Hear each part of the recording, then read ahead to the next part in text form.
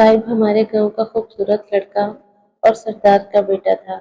एक दिन स्कूल जाने के लिए घर से निकला तो रास्ते में एक लड़की गुल महक नजर आई जो अपनी भेड़ें चरा रही थी। इसको वो बहुत अच्छी लगी। इस ध्यान में इसके कदम सुस्त हो गए और वो ताखीर से स्कूल पहुंच सका। फिर अगले दिन भी यही हुआ। आज गुल महक ने खुद ही कलाम किया, तुम रोज इधर से क्यों जाते हो? क्या तुम्हें खबर नहीं है कि इधर स्कूल है और मैं स्कूल जाता हूँ? वो कहने लगी कि मुझे शक है कि मेरी एक भेड़ गुम हो गई है। मेहरबानी होगी जरा इनको शुमार तो कर दो। चालाक लड़की ने कई बार भेड़ों को शुमार कराया, हालांकि कोई जानवर भी गुम नहीं हुआ था। इस चक्कर में आज फिर स्कूल से देर हो गई और अपने उस्ताद के तंदो तेज सवालात का सामना करना पड़ा। अब ये रोज का मामूल हो गया कि जब साहिब स्कूल जाने के लिए उधर से गुजरता और महक झाड़ू के कांटे की तरह इससे उलझ जाती और स्कूल से देर करवा देती। एक दिन उस्ताद ने इसके बाप से शिकायत कर दी कि क्या वजह है जो आपका साहबजादा रोजाना स्कूल देर से आता है। बाप ने लड़के को ताकीद की कि आइंदा वक्त पर स्कूल पहुंचने की कोशिश किया करो, वरना उस्ताद की छड़ी से तुम्हें कोई नहीं बचाएगा। अब गुल महक इसको रोकती, मगर वो ना रुकता, भागता ही जाता कि कहीं इसके वालिद पर यह बात ना खुल जाए कि वो एक चरावन की जुल्फ का असीर हो गया है। मैट्रिक के इम्तहान यूं तो दिए, फिर गुल महक के साथ सरसब्ज और शादाब वादियों में घूमने लगा। ऐसी बातें कहाँ छुपती हैं, इनकी मुलाकातों की खबरें चारों जानिब फैलने लगी।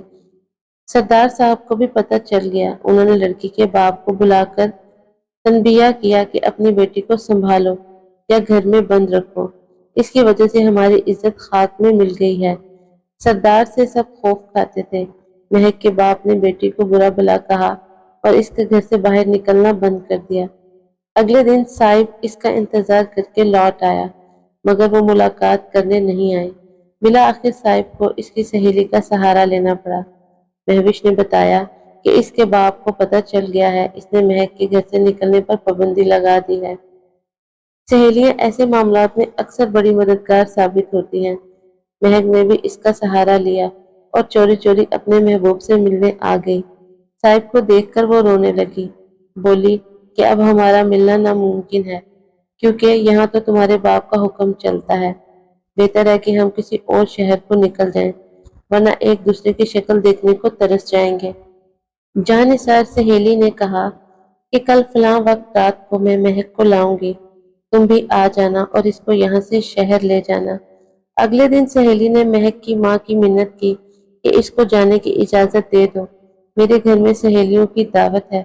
मगर माँ ने इजाजत ना दी। सहेली चली गई, लेकिन गुल महक को किसी करवट चैन नहीं था। आधी रात को वो इस जगह अकेली चली गई जहाँ साहिब इसका इंतजार कर रहा था। दोनों रात की तारीकी में नामालूम सिमत रवाना हो गए। रात भर सफर करके सुबह एक गांव पहुंच गए। यहाँ साहिब का दोस्त रहता था। दोस्त के बाप ने अपनी जीप और कुछ आदमी दिए जो इनको आगे मैदानी इलाके में छोड़ आए। यहाँ से दोनों लाहौर अपने दोस्त के घर आ गए। इसने इनको सिर्फ 2 दिन रखा, फिर अपने एक और दोस्त के घर भेज दिया जो शेखुपुरा में रहता था। उधर सरदार साहब ने तंदही से इन दोनों की तलाश शुरू करवा दी। साथ ही बेटे की फोटो भी अखबार में शाया करवा दी कि जो कोई इसके बारे में बताएगा 50,000 रुपए का इनाम पाएगा। अखबार वहां भी आया जहां दोनों छुपे हुए थे। साहिब डर गया कि अब इसका दोस्त इसको हवाले पुलिस कर देगा, मगर इसने ऐसा नहीं किया, बल्कि कहा कि बेहतर है तुम लोग अपना कोई और ठिकाना तलाश कर लो। इसने सियालकोट जाने का इरादा किया। वहां इसका मामू रहता था, अब वही इसको पनाह दे सकता था। यूं ही वो मोटरसाइकिल पर सवार होकर निकला। एक आदमी ने इसको पहचान लिया, क्योंकि इसके हाथ में अखबार था जिसमें इसकी तस्वीर छपी थी। वो आदमी इसका पीछा करने लगा, ताहम साहिब इसके हाथ ना आया। दूसरे दिन वो फिर मजबूर होकर मामू के घर जाने को निकला।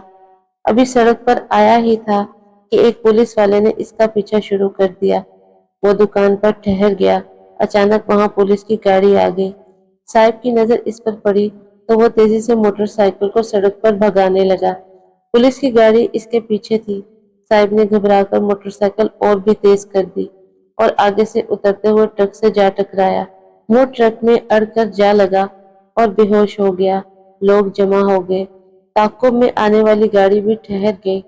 ٹرک بھی آگے جا کر رک گیا۔ اس کو ہاسپٹل لے گئے مگر وہ ختم ہو چکا تھا۔ یوں ایک نوجوان محبت کے اندھے جذبے پر شار ہو گیا۔ جب کافی دیر تک وہ نہیں لوٹا تو دوستوں کو تشویش ہوئی۔ ادھر گل مہک بھی گھبرا گئی۔ دوست باہر نکلا، ادھر ادھر پوچھ گچھ کی تو لوگوں نے بتایا کہ ایک نوجوان کا ایکسیڈنٹ ہوا ہے جس کو پولیس لے گئی ہے اور موٹر سائیکل بھی ساتھ لے گئے ہیں۔ یہ سن کر وہ ڈر گیا۔ اب یقیناً لڑکی کو چھپانے کے الزام میں وہ پکڑا جائے گا۔ اس نے مہک کو اس کے گاؤں جانے والی بس میں بٹھا دیا۔ اب گل مہک کے پاس اس کے سوا کوئی چارہ نہ رہا تھا کہ وہ اجنبیوں سے بھری دنیا میں در در کی ٹھوکریں کھاتی پھرتی یا پھر ماں باپ کے پاس لوٹ جائے۔ وہ سمجھدار تھی، سوچا مرنا تو ہے، کیوں نہ اپنے ہی گھر جا کر مروں۔ غیروں کے ہاتھوں میں کھلونا بننے اور ذلیل ہونے سے تو بہتر ہے باپ بھائی کے ہاتھوں عزت کی موت مر جاؤں۔ بس ابھی تک لاری اڈے پر رکی ہوئی تھی کیونکہ کافی سیٹیں خالی پڑی تھی۔ گل مہک افسردہ اور اداس بیٹھی تھی۔ رات سے اس نے کچھ نہ کھایا تھا۔ بھوک پیاس سے اس کا بلڈ پریشر لو ہوتا جا رہا تھا۔ وہ بے حد نقاہت محسوس کرنے لگی۔ اسے لگا جیسے وہ سیٹ پر بیٹھے بیٹھے بے ہوش ہو جائے گی۔ تبھی کسی نے ہولے سے پکارا، کیا بات ہے بی بی، تمہاری طبیعت تو ٹھیک ہے؟ دراصل دو افراد بغور اس کی حرکات و سکنات پر نظر رکھے ہوئے تھے۔ وہ جلد ہی سمجھ گئے کہ یہ بے آسرا ہے اور کسی پریشانی کے تحت تنہا سفر کر رہی ہے۔ جب ایک مرد نے ہولے سے اس کا کندھا تھپتھپایا اور اس نے دقت کے ساتھ اپنا جھکا ہوا سر اٹھا کر دیکھا تو اس کے ہاتھ میں چند بسکٹ اور چائے کی پیالی تھی۔ یہ میں اپنے لیے لایا تھا، اس نے کہا، لیکن جو ہی اپنی سیٹ پر بیٹھنے لگا مجھے محسوس ہوا کہ تم کچھ کمزوری محسوس کر رہی ہو۔ کیا سچ مچ تم بیمار ہو؟ میں بیمار نہیں ہوں۔ مرد نے اصرار کر کے چائے کی پیالی اور بسکٹ کا پیکٹ اس کے ہاتھوں میں تھمایا تو وہ انکار نہ کر سکی اور کپ اس سے لے لیا۔ چکر تھم گئے۔ بے شک انسان کتنا دکھی اور غمگین کیوں نہ ہو، بھوک پیاس کی حقیقت اپنی جگہ ہے۔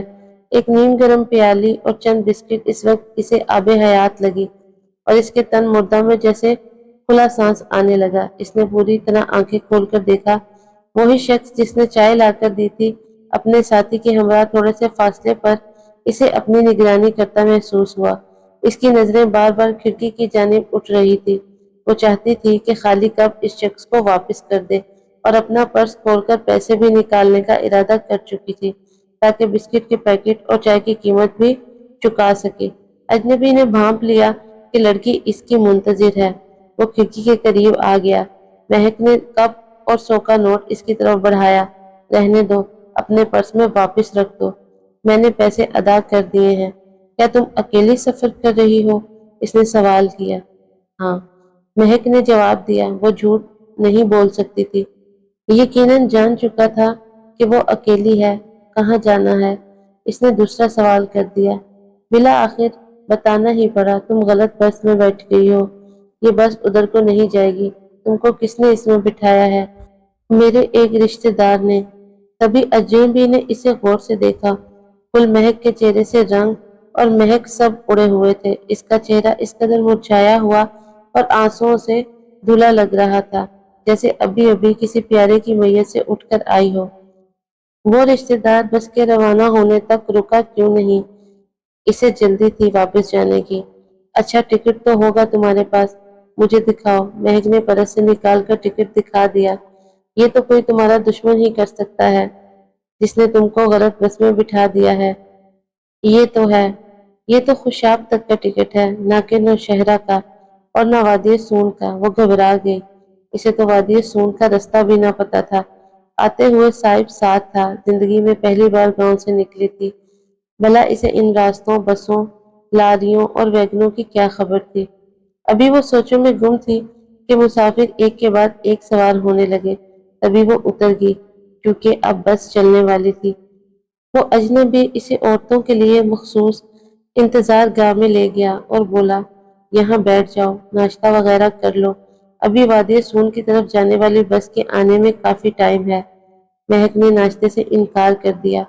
آنکھوں میں تو صاحب کے ایکسیڈنٹ کا منظر جمع ہوا تھا، دل میں اس کی جدائی کا درد لہریں لے رہا تھا۔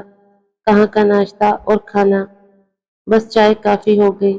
اسے انتظار گاہ میں چھوڑ کر اجنبی اور اس کا ساتھی بظاہر معلومات کی خاطر ٹکٹ کاؤنٹر پر چلے گئے۔ 15 منٹ بعد وہ لوٹے اور مہک کو بتایا کہ خوشاب جانے والی بس تو صبح چلی گئی تھی اور اب وہ بس کل صبح آئے گی۔ یہ سن کر مہک پریشان ہو گئی۔ تم رات کہاں رہو گی؟ جہاں کہتی ہو ہم تم کو پہنچا دیتے ہیں۔ کل صبح 7 بجے سے قبل ادھر آ جانا۔ وادی سون والی سواری تم کو مل جائے گی۔ وہ کنگ بیٹھی تھی۔ لگتا ہے رات رہنے کو تمہارا کوئی ٹھکانہ نہیں ہے۔ اگر مجھ پر بھروسہ کرو تو میرے ساتھ میرے گھر چل سکتی ہو۔ گھر میں میری بیوی بچے ہیں، رات ان کے پاس رہ جانا۔ صبح تم کو تمہارے علاقے میں جانے والی بس میں سوار کر دیں گے۔ میں یہاں انتظار گاہ میں بیٹھ کر رات گزار لوں گی، تمہاری مرضی ہے۔ مسافر تو آدھی رات تک چلے جائیں گے، یہ جگہ تمہارے لیے محفوظ نہیں ہے۔ پولیس بھی رات کو چیکنگ کرتی ہے، مگر وہ ان اجنبیوں کے ساتھ کسی طور جانے پر راضی نہ تھی۔ تبھی اس شخص نے اپنے ساتھی سے کہا، چلو چلتے ہیں، ہماری بس نکل جائے گی۔ دیر نہ کرو، یہ لڑکی تو ہمیں لے ڈوبے گی۔ بس واقعی آہستہ آہستہ اڈے سے نکل رہی تھی۔ وہ دونوں تیزی قدموں سے چلے۔ تبھی مہک نے خود کو اکیلا اور غیر محفوظ محسوس کیا اور اجنبی کو پکارا۔ اجنبی ٹھہر گیا۔ دونوں نے بس کو جانے دیا اور اس کی طرف لوٹ آئے۔ ہاں بولو، اب تو ہماری بس بھی نکل گئی ہے۔ ناچار وہ اٹھ کر ان کے ساتھ چل دی۔ اب اسے کچھ آگے لے آئے جہاں ایک کار موجود تھی۔ انہوں نے اسے کار میں بیٹھنے کو کہا۔ اس کے سوا چارہ کیا تھا کہ وہ خود کو قسمت کے حوالے کر دے۔ وہ دھڑکتے دل کے ساتھ خدا کو زیر لب پکارتی جا رہی تھی، جانے اس کی منزل کہاں تھی اور آگے کیا ہونے والا تھا کہ دفعتاً ان لوگوں نے گاڑی کو بریک لگائی اور کچے میں اترنے لگے۔ گل مہک کا دل دھک دھک کرنے لگا۔ اسے سامنے پولیس کی گاڑیاں نظر آئیں۔ انہوں نے سڑک کی ناکہ بندی کی ہوئی تھی۔ آنن فانن پولیس نے ان کو گھیرے میں لے لیا۔ تینوں کو کار سے اتار لیا گیا۔ مہک کی نظر پولیس کے ساتھ آئے سردار پر پڑی۔ وہ سردار کو دیکھ کر ڈر گئی۔ جب سب تھانے میں آ گئے تو سردار نے تھانے دار سے کہا، یہ ہماری اپنی بچی ہے، اسے حوالات میں رکھنے یا کوئی قانونی کارروائی کرنے کی ضرورت نہیں ہے۔ مہک سمجھی شاید پولیس اسے بچا لیتی، لیکن سردار ضرور اسے کسی کھائی میں پھینکنے جا رہا ہے۔ وہ اس شخص سے نہ بچ سکے گی۔ وہ رو رہی تھی کیونکہ سردار کے بیٹے کے حادثے کا زخم لگ چکا تھا، لیکن وہ اس درد کو سینے میں دبائے مہک کی تلاش میں نکلا تھا کہ اس کے گاؤں کی بچی کہیں غلط ہاتھوں میں نہ چلی جائے، اس کے گاؤں کی عزت، آبرو، عفت و عصمت کی مہک سے محروم نہ ہو جائے۔ ماں باپ اپنے بچوں کو جو بھی سزا دے، مگر ان کو یہ گوارا نہیں ہوتا ہے کہ کوئی اور ان کو سزا دے یا وہ کسی بدقماش کے ہتھے چڑھ کر ان کے ظلم کا شکار ہوں۔ سردار نے اپنا بیٹا کھو دینے کے باوجود اپنے گاؤں کی بیٹی کو اغوا ہونے سے بچا لیا تھا۔ اس نے ان کے والدین کے حوالے کر کے کہا کہ میرے بیٹے کی قسمت میں ایسے ہی موت لکھی تھی، وہ سڑک پر جاں بحق ہوا، سو ہو گیا، میں اللہ کی رضا پر راضی ہوں۔ صد شکر ہے کہ مہک مل گئی ہے اور ہمارے گھر کی عزت خاک ہونے سے بچ گئی۔ ایسے ہوتے ہیں سردار جو سر اونچا ہی رکھتے ہیں، چاہے فرش پر ہو یا تخت دار پر۔ اسی لیے کہا جاتا ہے سر بڑے سرداروں کے۔ جو حقیقی معنوں میں سردار ہوتے ہیں، ان کے سر ہی نہیں دل بھی بڑے ہوتے ہیں۔